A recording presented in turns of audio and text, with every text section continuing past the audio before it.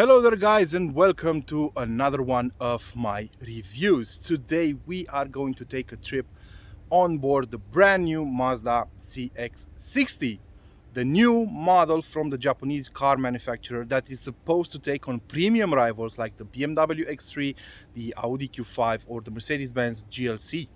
So this car is incredibly important for Mazda because it uses a brand new platform that was developed for it specifically. That's because this is one of the first in a very long time cars from the Japanese manufacturer that has a rear-wheel drive platform underneath it all. Not only that, but it also has the engines under the hood mounted longitudinally. So that's a brand new thing for a number of cars in Mazda's range. So today we're going to take a look at it. We're going to dissect its design. We're going to talk about its technical details and see how it compares to its main rivals. So this is it. You have probably seen this car in white so far because most of the presentations done with it have been done in that color because it was a brand new one for the car. But today I'm going to show you the car in this very popular and already well-known crystal soul red color. It's a €1,000 option, but it looks absolutely mesmerizing and I love it altogether. Now, design-wise, the Mazda CX-60 apparently follows the same Kodo design principles as most of the other cars in the range. So that design principle says that you should feel like the car is in motion even when standing still, thanks to its design. So what I can tell you is that in person it feels massive, it feels big, it feels bigger than most of its rivals, and the front end is very upright and has a huge grille, as you can already tell.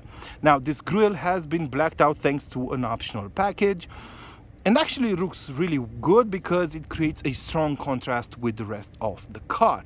The headlamps have shrunk in size, but don't worry about it, you still have a great LED setup that will help you out at night. And from the sides, the car is also feels very rectangular. As you can see, the panels on the door cards are very upright, so it feels very boxy altogether. The black package I told you about earlier applies to the wheels, to the side mirror covers and the ornaments around the windows. As you can tell, we have 20-inch wheels on this car, but the starting size is 18 inches and I would go for the 18 inches and I'm going to explain why a bit later on. Now, moving to the side, as I said, the car feels very boxy and the rear doors actually open extremely wide, close to 90 degrees, and I like the fact that the door seals are covered so you won't ruin your trousers whenever you're driving through a dirtier side of town, because I don't think many people will actually take this car off-roading. Around the back, I love the tail lights. They look great, and I actually prefer the rear end of the car altogether. You will also notice the tailpipes, the quad tailpipes, which would make you think this is an AMG, but it's not. And those tailpipes are also dressed in black and are fake. The real exhaust is somewhere in the back, but they do look good overall. We also have the CX-60 inscription and the eSkyActiv PHEV badge on the right side because this is a plug-in hybrid. We're going to talk about that later on. Let's pop the boot open. 570 liters of space. It's quite big, about 70 liters more than what the CX-5 offers. We have a flat floor over here, some storage underneath, and I left all these luggage here to give you a impression of how much stuff you can fit in here. Let's step inside for a moment. So we're going to start with the rear seats. The materials used are very good, actually. Soft touch plastics on the top side, leather on the middle section over here, and on the armrest you have really well built quality all around and very good feeling materials for the trims over here on the rear doors and on the front doors. We're going to talk about that later on. So these are the black leather seats you can get on it, and let's see how How much room you get in the back? Well, I'm 6 feet tall and about 250 pounds, and the seat has been adjusted in my comfortable driving position, and this is how much space I have left in the back.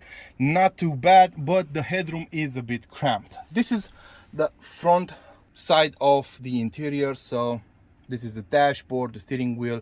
It looks really good, but it's just an upgrade compared to other Mazda models. But the very important plus sign you have over here is the fact that the fit and finish feels immaculate.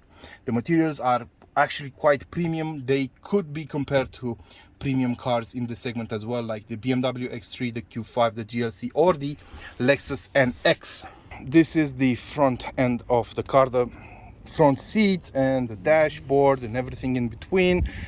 The same recipe applies over here. The seats are wrapped in a very soft leather, and they are a bit on the stiffer side of things. I'm going to talk about that later on, but they are a bit on the stiffer side of things. This is the steering wheel. Actually, it's a standard Mazda steering wheel. I love the fact that we still have normal buttons, not touch sensitive bullshit. And the same goes for the HVAC controls. Let's start it up. And you can easily adjust all the controls for the climate control. I love this approach. It's easy to use, and I applaud Mazda for it. We have ventilated and heated seats, heated steering wheel, and so on.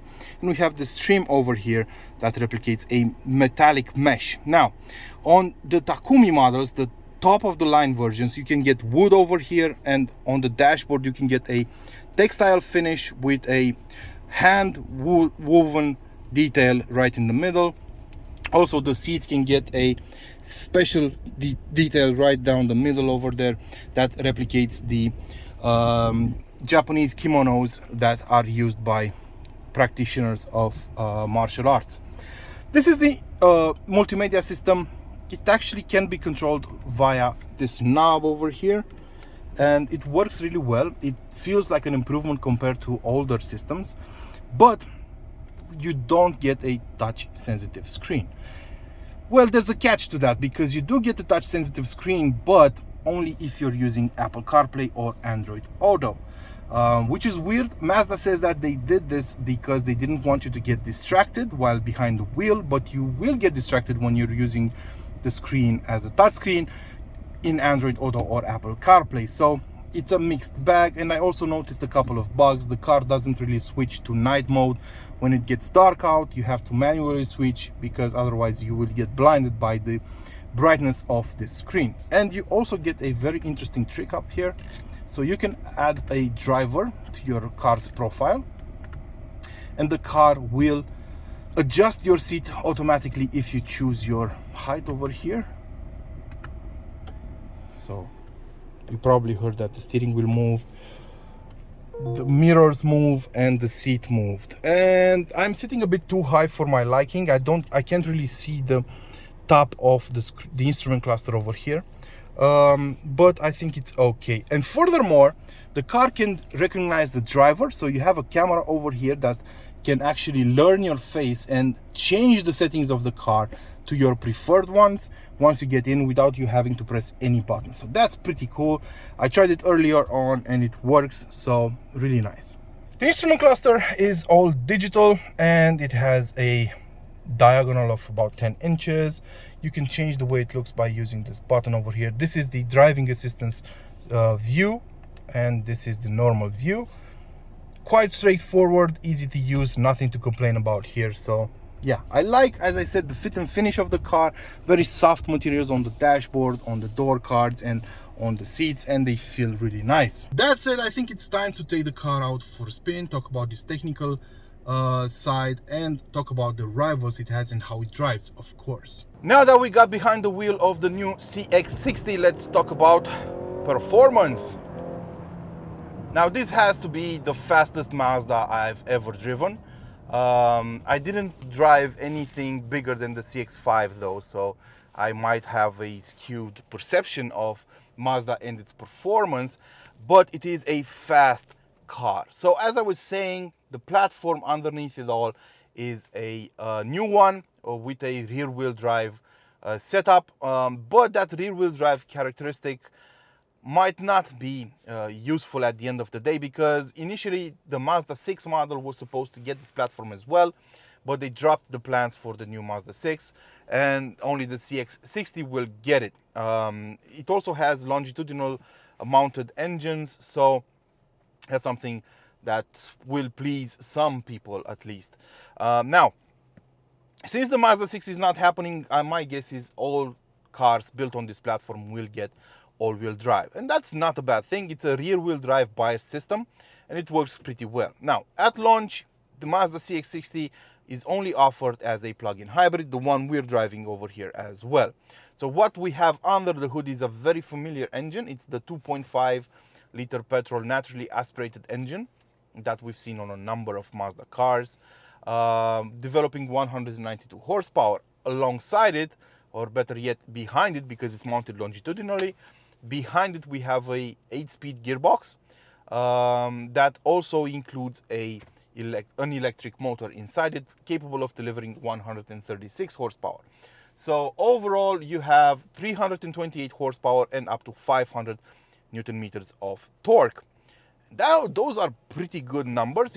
They allow the car to reach 100 kilometers an hour from standstill in 5.8 seconds, and as I said, this is the fastest Mazda I've ever driven and the most powerful. Now, since this is a plug-in hybrid, we also have to talk about the battery. The battery has 17.8 kilowatt hours in total as storage space.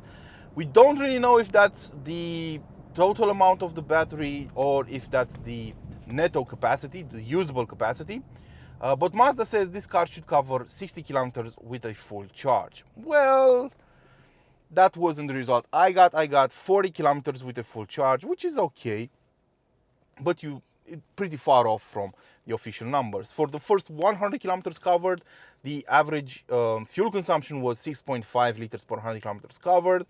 So that means I covered, out of the 100 kilometers, I covered 40 on electricity alone, and the remaining 60 kilometers took about 6.5 liters of petrol. That's a decent number, but not record-breaking in any way. For example, the Volvo XC90 I drove not too long ago, that was also a plug-in hybrid, returned better numbers overall, with an average energy consumption or fuel consumption of 4.5 liters. So quite a better choice and a bigger car overall. Outside the city limits on the highway, that fuel consumption went up to 10 liters per 100 kilometers covered. That's because the electric motor doesn't really help out on the highway, or if you're going for longer trips. I mean, you can use the electric motor on the highway as well, because it will work up to 130 kilometers an hour, but you won't get that far on electricity alone. And after that you'll have to rely on the petrol engine alone. So yeah, it will sip more fuel in those circumstances. But leaving the other side, how is it to drive? Well, the first thing you're going to notice is the steering. The steering is a bit slow, and you have to do ample moves with the steering wheel around town in order to park the car or maneuver through tight streets. And I don't really get why Mazda chose this direction. I didn't get it until I drove it in a sportier fashion. We'll get to that a bit later on. But around town it feels very heavy, so as you can see, I'm moving the steering wheel a lot, and not a lot is happening with the wheels. So that's an interesting choice from Mazda. The second thing you're going to notice is the suspension, which is on the stiffer side of things. Even though we're talking about a independent suspension up front and in the back, it is a stiffer one compared to many other cars. We have the 20-inch wheels, which don't really help either in this regard. So you might want to go with 18-inch wheels. The seats are also quite firm, so they don't really help soak up the bumps and the shakes sent in from the road through the suspension in the cabin. That doesn't really help either, so you need to keep that in mind. It's a stiff setup overall. And then you will also notice the gearbox. Now, the electric motor inside the gearbox is supposed to go through the gears while it powers the car. And for the first time since forever, this is the first time when I noticed a plug-in hybrid model shifting gears while in electric-only mode. You'd really notice the gear changes. And that gets even worse when the car switches to petrol power. When it combines the two power sources, sometimes it simply sends a number of jolts through the cabin, and it seems a bit clunky at times. I really don't get why Mazda did it this way, but when you go fast, things start to make sense, because this car seems to have been made in order to be driven in a sportier fashion all the time. This is where it feels comfortable the most. So at higher speeds, the slow steering that annoys you inside the city, at higher speeds feels very natural, and it feels very, it offers a lot of feedback, and that's a really nice touch overall. So the rear axle will push outwards towards the outside of the curve. You will oversteer with this car, which is really nice for a Mazda. I haven't felt that since the MX-5 days.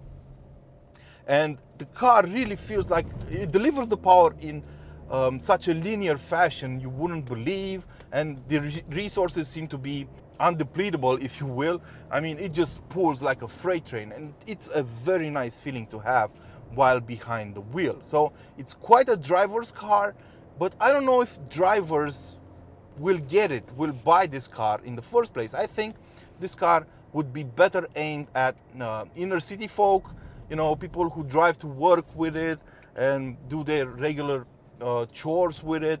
And for those people, it will be a bit too stiff. It will be, the electric range might not be enough, and the steering around town will feel like a chore all in itself. So not exactly the perfect mix, if you ask me, but it is one of the most dynamic cars in this segment, and I think it gives the BMW X3 a run for its money. So if we're talking about rivals, as I already said, it's the BMW X3, it's the Audi Q5, the GLC, or the Lexus NX. There are some plug-in hybrid choices in these ranges, not exactly with the same amount of power, but there are choices in this range.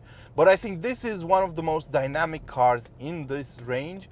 The only problem I have with it is that for most people who don't really drive in a sportier fashion, it might be an issue. It might be tricky to live with the Mazda CX-60.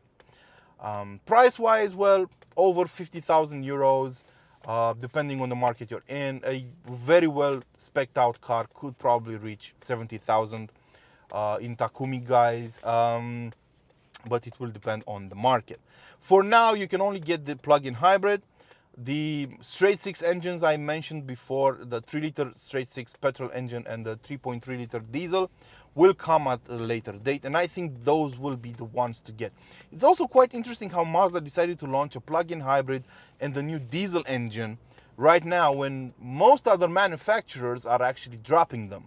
Plug-in hybrids are catching a lot of shade because they're considered not to be as eco-friendly as claimed, and diesels, I mean, they're in a cone of shadow because, I don't know, we all know why. So diesels are on their way out anyway. So I would love to drive also the petrol engine and the diesel engine when they come out, to see how they fare, especially in the transmission department, because I'm hoping without the electric motor without the electric motor inside the gearbox, I'm hoping they would be a lot better to drive and a lot smoother on the road.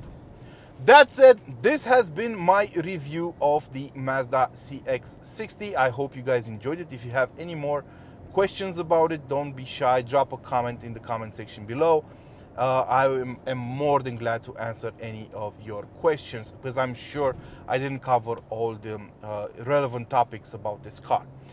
That said, until next time, don't forget to like, share, and of course subscribe to this channel to keep it alive, and I'll see you next time. Ciao.